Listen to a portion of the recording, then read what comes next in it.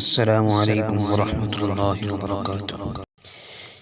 ایک باپ اپنے چھوٹے بچوں سے کہا کرتا تھا کہ جب تم 12 سال کے ہو جاؤ گے تو میں تمہیں زندگی کے بارے میں ایک خفیہ بات بتاؤں گا۔ ایک وقت آیا، اس کا بڑا بیٹا 12 سال کا ہو گیا۔ اس نے کہا، ابو جان، میں 12 سال کا ہو گیا ہوں، آپ نے کہا تھا کہ جب تم 12 سال کے ہو جاؤ گے تو تمہیں ایک بات بتاؤں گا، وہ بات بتائیے۔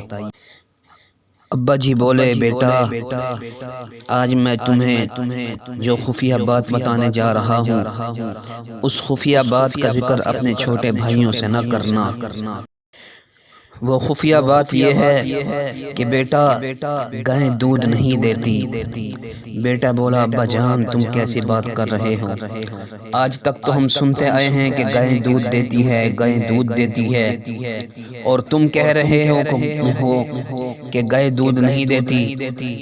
ابا جی بولے، ہاں بیٹا گائے دودھ نہیں دیتی، یہی بات صحیح ہے۔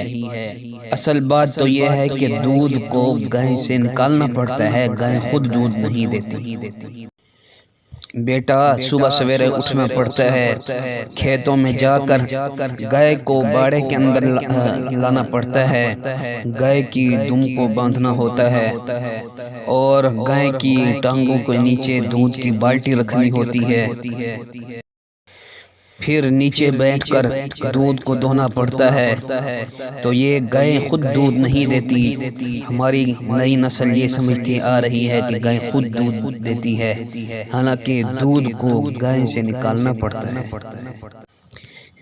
بیٹا یہ سوچ اتنی عام ہو چکی ہے کہ آج ہر آدمی چاہتا ہے کہ میں جو چاہوں مجھے وہ فوراً مل جائے، حالانکہ یہ زندگی صرف خیالات کا نام نہیں، یہ زندگی صرف سوچنے اور فوراً مل جانے کا نام نہیں ہے۔ دراصل یہ جو خوشیاں انسان کو ملتی ہیں، یہ مستقل کوششوں کے بعد ملتی ہیں۔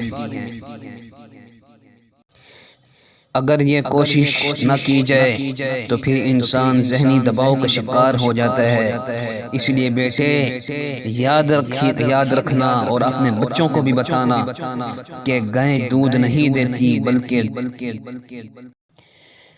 دودھ کو گائے سے نکالنا پڑتا ہے، اس کے لیے کوشش اور محنت کرنی پڑتی ہے۔